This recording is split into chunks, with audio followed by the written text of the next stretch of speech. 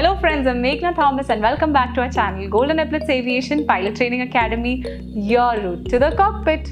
In my video today, I'm going to be telling you about something very important. Many of you have asked us this question: what is the minimum height requirement for becoming a pilot in India? So without wasting any time, let's quickly get to the topic. In India, DGCA, that is the Directorate General of Civil Aviation, has not established any minimum height limits for becoming a pilot. The DGCA regulates the civil aviation activities in India and sets the guidelines and requirements for pilot licensing. While there is no specific height requirements, but certain aircrafts or companies might have their own internal policies or preferences because of the aircraft cockpit ergonomics and the aircraft design. However, these policies and preferences are not regulated by the DGCA and can vary amongst different organizations. There is no height requirement in the airlines in India for Airbus operators like Indigo and Vistara, though earlier, erstwhile Jet Airways had a height requirement for its fleet of Boeings.